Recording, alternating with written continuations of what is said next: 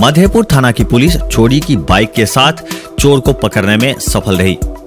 नमस्कार, आप देख रहे हैं मिथिला 24/7 और मैं हरिशंकर झा उपस्थित हूं। मधेपुर थाना क्षेत्र में बढ़ रहे लगातार बाइक चोरी के मामलों को लेकर जहां एक तरफ आमजन काफी परेशान थे, बीते कुछ दिनों में मधेपुर SBI बैंक के निकट और अन्य जगहों से भी काफी तादाद में बाइक चोरी कर ली गई है।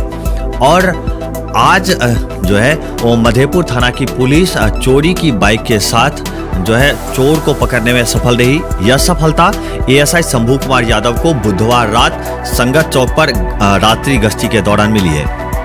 इस बाबत ASI शंभू कुमार ने मधेपुर थाना में एक FIR दर्ज कराई है, जिसमें कहा गया है कि बुधवार रात लगभग 2:30 बजे संगत चौक पर पुलिस बलों के साथ वह गश्ती कर रहे थे। इसी दौरान बिना नंबर प्लेट लगी एक मोटरसाइकिल पर सवार 3 युवक जो कि मधेपुर गांधी चौक की तरफ से जा रहे थे और पुलिस द्वारा जब इनको रोका गया, बाइक रोकने के लिए इनको कहा गया, तब ये तीनों सवार बाइक से उतरकर भागने की कोशिश करने लगे, जिसमें से एक युवक को पुलिस ने खदेड़ कर दबोच लिया। धराए युवक की पहचान मधेपुर थाना क्षेत्र के भीट भगवानपुर गांव निवासी किशोर कुमार महतो के रूप में की गई है। पुलिस द्वारा सख्ती से पूछताछ करने पर किशोर कुमार महतो ने बताया कि यह ग्लैमर बाइक जो है वो चोरी की है और इसे लेकर वह आज बेचने के लिए जा रहा था। युवक ने पुलिस को बताया कि भीट भगवानपुर गांव निवासी संतोष महतो तथा नीरज साफी के साथ मिलकर यह ग्लैमर बाइक लक्ष्मीपुर चौक के निकट से चोरी की थी। ASI द्वारा दर्ज कराई गई FIR में किशोर कुमार महतो, संतोष कुमार महतो तथा नीरज साफी को नामजद आरोपी बनाया गया है।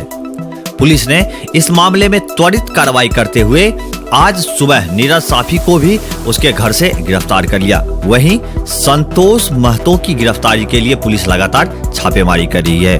पुलिस गिरफ्तार दोनों युवकों से थाना क्षेत्र में चोरी हुए अन्य दर्जनों बाइकों के बारे में गहन पूछताछ कर रही है और इस गहन पूछताछ के बाद ऐसा लग रहा है कि जो क्षेत्र भर में अनेकों दर्जनों बाइक जो चोरी हुआ है उसके बारे में काफी सारा जानकारी पुलिस को मिल सकता है।